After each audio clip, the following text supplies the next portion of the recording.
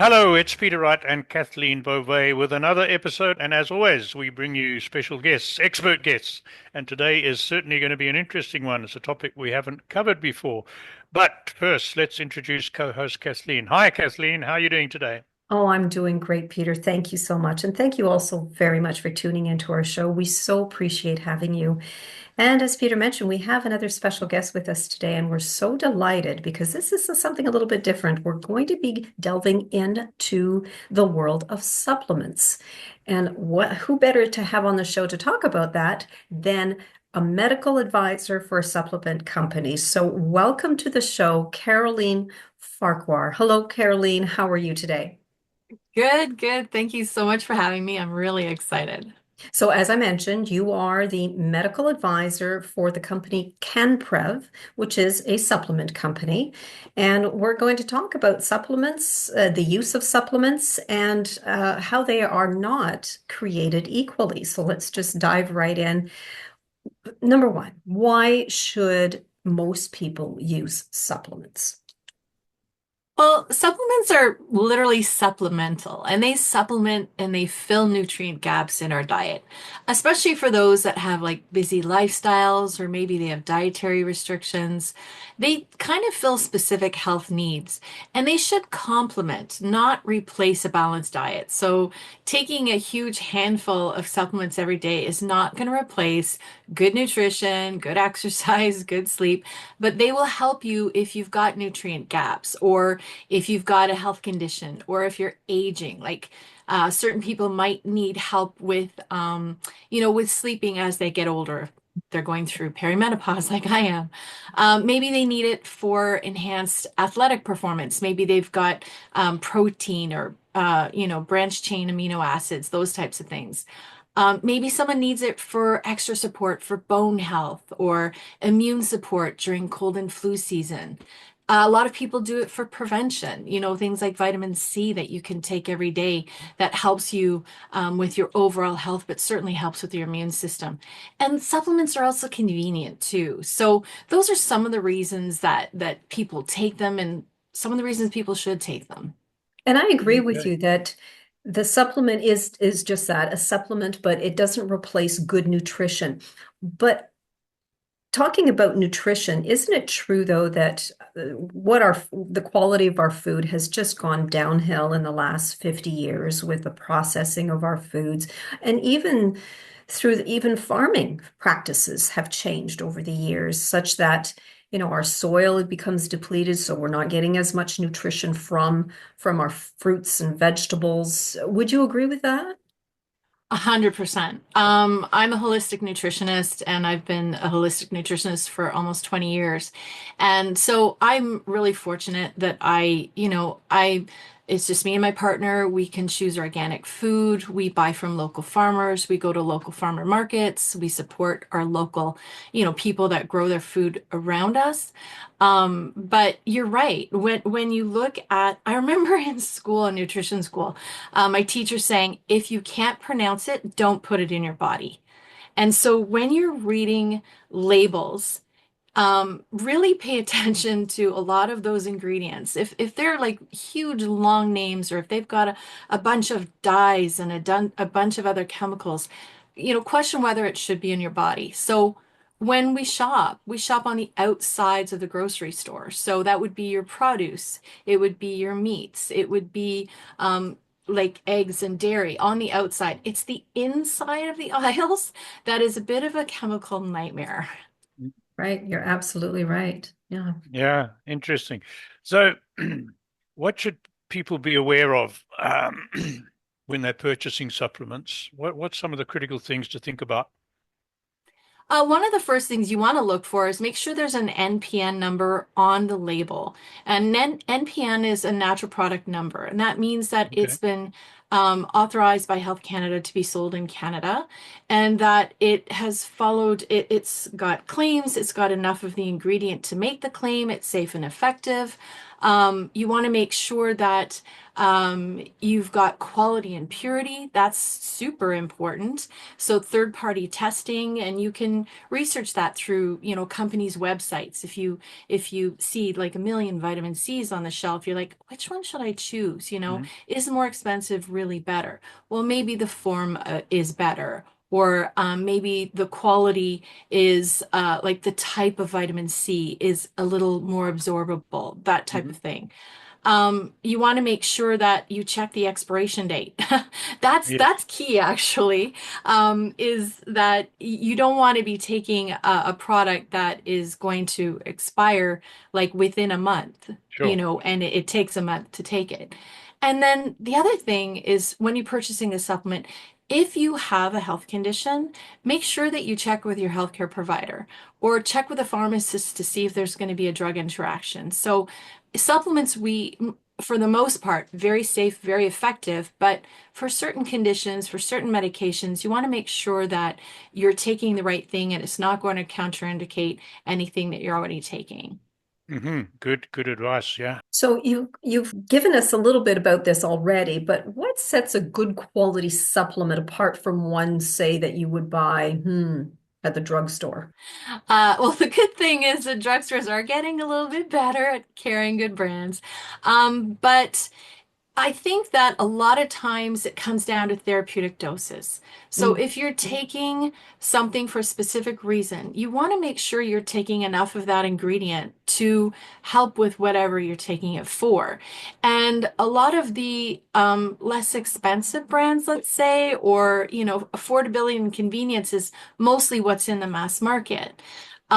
But if you're trying to address a health condition, then you want to make sure you have enough of that specific ingredient to help with that condition.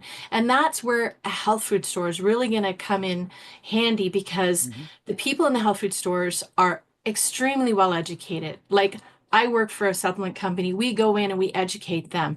Every supplement company goes in and educates them. So they're very well informed and they'll know what products might be best for you. So, and they also have like lots of choices too. Whereas when it comes to like drugstores or more of the mass market stores, they don't have as much, I guess, variety, and they might not have those therapeutic dose brands out there that are like our products are formulated by naturopaths. Hmm. So they know what people are looking for. They know what people need. So CanPrev really has fantastic products, and you'll find them on almost every health food store shelf. Now, Okay. Caroline, I just have another question. Sorry, Peter, I just want to jump No, in let's go for it. before I forget, and I likely would. You talked about expiry dates, and I'm just wondering how important those expiry dates are because Uh, I mean, I know that these products have to have an expiry, but I mean, okay, if my product expires today, it's not, doesn't mean that I can't take it tomorrow, does it? Like, It de- it how does that depends work? on what it is. I mean, some things like probiotics, they're Hmm. live bacteria. They have an expiry date for a reason. You don't want to be consuming dead bacteria. But at date of manufacture, it's usually a 2-year shelf life. So it lasts for quite some time. Hmm. But I always say to people, a supplement's only going to work if you take it. If it's a 30-day supply and you're not taking it within 30 days, that's a problem. So that happens a lot. Like people say, "Oh, it didn't work for me." And I'm like, "Okay, like how long have you had it? It's in the back of your fridge. You've had it for a year. It's because you didn't take it as directed." So that happens quite a bit. But yeah, when it comes to expiry dates, things like enzymes, they can die over time. So they're not going to be as effective. And of course, you want to also be cautious of safety. So if something says, expiry, March of 25, it'll be good till the end of that month, end of this month. Um, but beyond that, the efficacy that the on the label, it says, I don't know, 1,000 milligrams of, I don't know, let's use vitamin C. I keep using that one. Um, is it going to be as effective as it was from the day it was produced? I don't know. So I always tell people, you know, don't take expired stuff. Take it within the time frame that it's in. But if it's in like a day or two, you don't need to worry about it too much. Right. Okay. Sure, Thank you. sure. It's a little different to things like perhaps antibiotics and, as you said, enzymes and probiotics, which are live. Good. So I've got one for you. It's hard to generalize, I know, and this is a difficult question, but I'm going to ask it anyway. Given the poor, and I say that deliberately, state of most people in the Western world's lifestyles and diets, and we know a lot of those problems. You mentioned some already. What would you say are the five most essential supplements that people should be thinking about? The that I would recommend to people for the most part are vitamin D, especially in Canada. Hmm. You know, it helps with so many things, bone health, immune function, mood regulation. It's good for a lot of things. And vitamin D3 is a Hmm. more absorbable form. And having it with K2 actually helps even more. Omega-3 fatty acids, we can get them from our diet. Our bodies don't make omega-3s. So we need to get them in from raw nuts and seeds or fatty fish, those types of things. But most of us are not getting enough of that every day. So omega-3s are very important. They're good for heart health, brain function, reducing inflammation. Magnesium. Oh, Hmm. magnesium does over 800 things in our body. So Amazing. if nothing else, and our soil, as you mentioned before, Kathleen, our soil is depleted Mm. of a lot of these minerals that we need, and magnesium is one of them. So that's great for muscle function. If you've got restless leg syndrome, magnesium is probably going to be your best friend. It helps with energy production and also helps regulate sleep. So if you're having problems falling asleep at night, take your magnesium at night. That's another good thing that reminds me is take your vitamins in the morning, take your minerals at night. It's Okay. kind of something we learned in nutrition school, and it helps. Vitamin B12 is also another one that I would suggest, and it's especially important for people who are vegan and people who are older. So vitamin B12 supports nerve health. It supports our red blood cell formation as well as energy and metabolism. And the last one, oh, probiotics.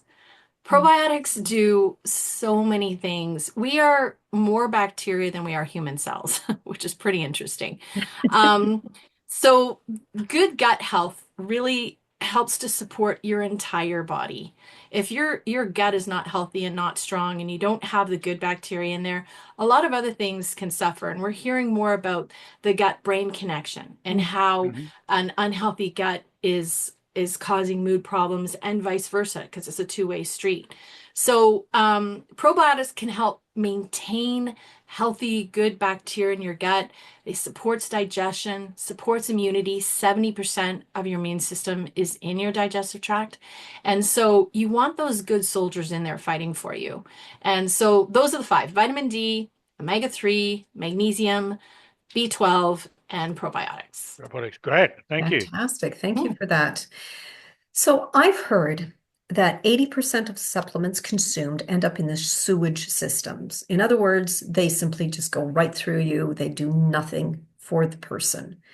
How can we make our supplement intake more effective?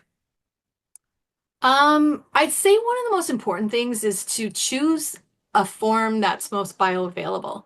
So that would be things like I just mentioned earlier, vitamin D3 is Mhm. more easily absorbed than vitamin D2. Right. Vitamin B12, the methylcobalamin form, is the most bioavailable of vitamin B12. So again, going back to reading your labels. Magnesium. So magnesium citrate and bisglycinate are more easily absorbed than other forms like it's oxalates and stuff. Those could be a lot harder. Iron. So you want to make sure that you've got maybe there's a bisglycinate form actually, which is well absorbed and it's very gentle, so it doesn't cause constipation. Calcium, you want to look for maybe a citrate form. Calcium carbonate's very hard for your body Hmm. to absorb, and if your body's not absorbing it, could be maybe going to other places and causing other problems. Mm. Vitamin C, you want to look for ascorbic acid or sodium ascorbate, which is more bioavailable. And zinc, they've got picolinate, citrate, bisglycinate. Those are all more easily absorbed than other forms like things like zinc oxide. Um, but also, I see people taking handfuls of vitamins. Hmm. You want to make sure you're taking them for a reason. So, are you targeting a specific deficiency? So, maybe it's in your diet, or maybe you're under the weather or something like that. So, address, look at your food, look at what you're eating, and look at where you might need to supplement. So, you might not need that handful of supplements if your body doesn't need it. It's literally going to end up in the toilet, right? Right. Sure. And then, of course, like take supplements as directed. So, some of them need to be taken with food. Some of them need to be taken away from other things. Some need to be taken on an empty stomach. So follow the directions on the label. I'd say more than anything, that's a big one. Mhm. And invest in those quality brands. If you're going to be spending the money on a supplement, you want to make sure that it's going to be worth it because it is expensive. It is an investment and it's worth it. Honest to God, it's very much worth it. Hmm. Absolutely agree with you there. Okay. So we've been reading recently that if one takes vitamin K2 in addition to D3, it helps with the calcium absorption. And as you've just said about calcium being deposited in the wrong places, it helps to prevent that. What are your thoughts on that, Caroline? About K3, Is it K3, K2? K2. I'm sure it's K2, vitamin sorry, K2. B3K2, yeah. So we actually we've got vitamin D on its own, but then we've got a D3K2. Ah, So the okay. K2 helps your body use it better. Hmm. So that's why, and you only need a little bit. So let's say you're taking during the winter. I think a lot of people take extra vitamin D. You don't necessarily need to take extra vitamin K. So if you're taking a supplement okay, I'll use myself as an example because I do this. I have D3 on its own, and then I also have D3K2. So I'll take one D3K2, which is 1,000 IUs of vitamin D, and then I also take an extra four of the vitamin D on its own because I only need a Ah, okay. little bit of that K. So I wouldn't necessarily take five of those because then you're taking too much vitamin K. Okay. So we just need a little bit. So that's what I do personally during the winter time especially this winter, which was a challenge. Um, but I do that during the winter. And then in the summer, then I cut down on most of my supplements. I'll stick with my probiotics, I'll stick with my digestive enzymes, and I'll stick with some other things that are specific to what I'm dealing with, Hmm. which is perimenopause. But for the most part, I'm eating fresher food. I'm not getting food that's coming from a long ways away, so my food is more nutrient dense. So, you don't always need to take supplements. You just kind of, at certain times of the year, I think it's more important than others. Okay, interesting. Now, you mentioned reading your label, talking to your medical advisors or doctors, and being careful about contraindications. Are there any glaring examples? I'll just give you an example. My good lady had bronchitis, and she was given something I can't even remember. Oh, an antibiotic, and she was told, "Now, whatever you do, don't take this closer than 2 hours from any of your supplements." Magnesium, I think, was because it will coat it and it'll render it ineffective. So that was one that sticks in my mind. Are there any other glaring examples, like for statins, for instance, or for blood pressure pills that one should be careful of? Um, yeah, like things like vitamin K can interfere with blood thinners like warfarin. Okay. So if you're dealing with antidepressants, birth control, blood pressure drugs, you need to stay away from St. John's wort. Hmm. What's another one? Oh, calcium can interfere with the absorption of antibiotics. So thyroid medications, calcium can kind of muck up that as well. And on the note of antibiotics, it's important to take a probiotic at the same time, not at the same moment, but 3 hours away. So Okay. I always say, as you're pulling the bad weeds with the antibiotics, plant the good seeds with the probiotics.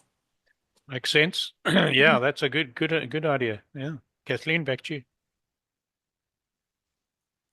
This is a little bit controversial, but I'm going to ask it anyways, and we can have a discussion about it. That why is the government trying to restrict the access to supplements, making it more difficult for them to get to market? Yeah, this is a tough subject.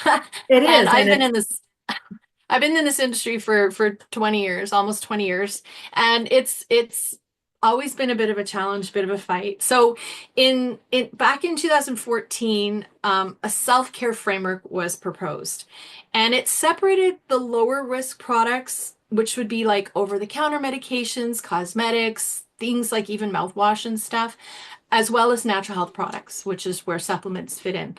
And it separated them from the pharmaceutical drugs. But almost 10 years later, the framework is still not complete. So they still haven't settled on everything. So despite this, Health Canada is continuing to push through regulatory changes. And, like new labeling requirements, which like they've got proposed cost recovery. And it's just this kind of piecemeal approach. And it's got massive backlogs to deal with at the same time. So these cost recovery proposals that they're coming out with, label requirements, they are costing a lot of money. So natural healthcare products, some companies are not going to be able to afford it. They're not going to be able to be on the shelves. The prices are going to be driven up. Canadians are going to be paying the ultimate price because the supplements that we're buying are going to go up in price. When we have to pay for housing, food, gas, kids stuff, are we really going to spend that extra money on the supplements? right. So it's a real challenge. And I know that the Canadian Health Food Association has launched this program called Save Our Supplements, and they're really good at lobbying the government. So they're urging the Minister of Health to collaborate with the industry, with the healthcare industry, and with the natural health industry, I should say, to revise the regulations so that they can clear the backlogs, they can ensure policies are in place. We're still going to have safe and effective, products. And I think that's another thing is that people think that we're not regulated. We are regulated. This industry, those NPN numbers are regulations. So our supplements are very safe already. So a lot of these things that they're coming out with is just driving the cost through the roof. So I always urge people to go on to chfa.ca, and then you can go in the advocacy section, and then it's Save Our Supplements, NHPS save our supplements.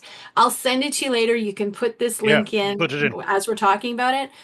And people, the great thing about the campaign that CHFA is doing is that they've got like already pre-written stuff. You can just fill in your name and it goes to your local MP.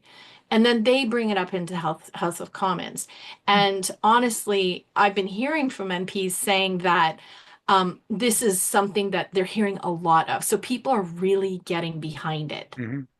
Now, do you think the pharmaceutical companies have something to do with making it more difficult for supplements to be put on the shelf? You know what? More supplement companies are getting into this health space. They're realizing that people are looking for preventative things. So I don't know necessarily if it's that.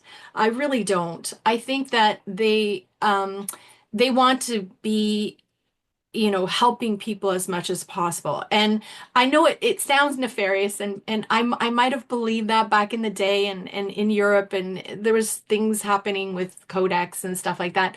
And I would hope that that's not the case. I really, really hope that's not the case.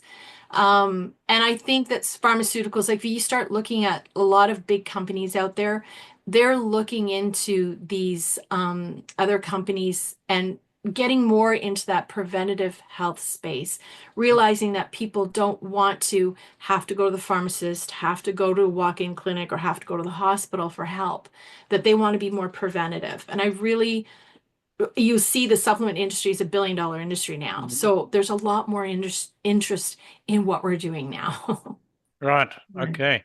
So Mhm. here's one for you, Caroline.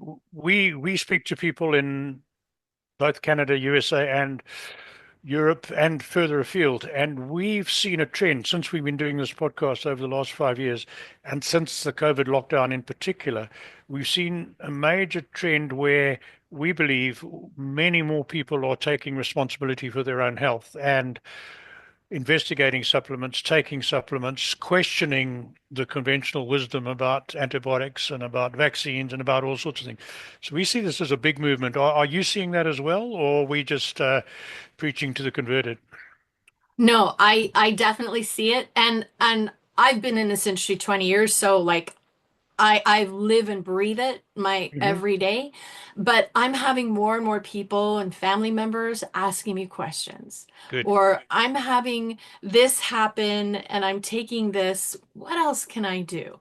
So I think, especially since COVID, Hmm. Mhm. people realize that they need to take accountability for their health.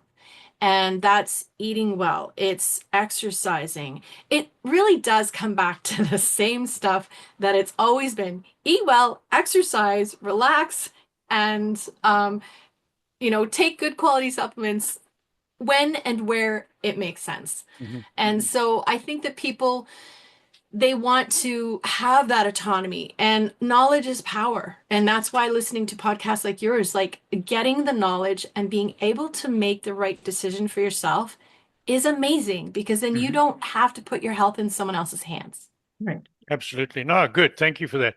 So tell our audience a little bit about your company's products, what your range, what do you do?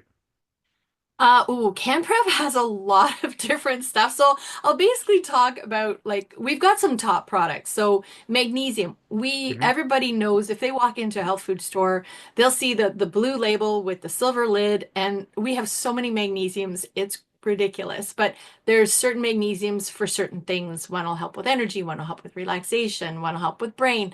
So there's different magnesiums for different reasons. So that's probably, we're most well known for that.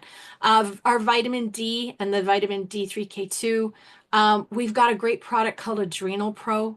I think everybody needs to take care of their adrenals, I've especially in taken it. this very stressed out society that we're in. Mhm. Um, and speaking of that, we've got a really good product. It's 5-HTP, B6, and magnesium, and that helps support mood, relaxation, and it's getting more popular. Again, people just want to find ways to relax. And the other thing that we do really well is collagen. Mm. And collagen is, like, I always say, it's like the scaffolding in our body. It's the bones, the joints, the ligaments, the tendons, the skin, hair, nails, everything.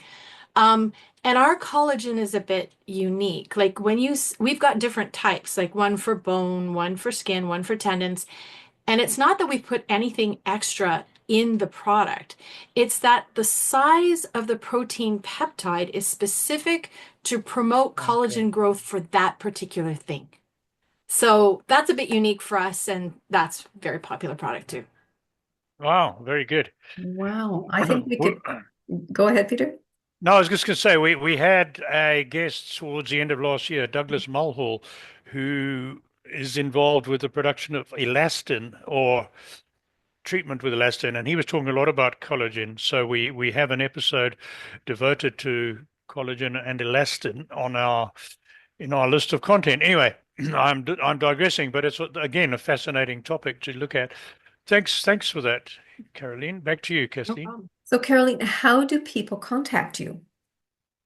Well, canprev.ca is the website. Okay. But my personal email address at Canprev is Caroline, Caroline, at canprev.ca. Great. Fantastic. And for our audio listeners, those details will be in the description on whatever platform you are listening to this on. Thank you, Caroline. That is interesting and confirms some of my thoughts about supplements. And I take a whole bunch, probably too many, but anyway. Um, A quick message for our listeners and viewers and our followers. We've had another excellent guest on today. To make sure you don't miss out on our future guests, then hop onto our excuse me, sign up for our newsletter. We only send you one email a week. Just tell you who's coming on this week, who's coming on next week. And that's it from me. So bye-bye, everybody. Thank you, Caroline. We absolutely enjoyed having you on the show today, so thank you. And thank you also very much for tuning into our show. And until next time, take care, everyone.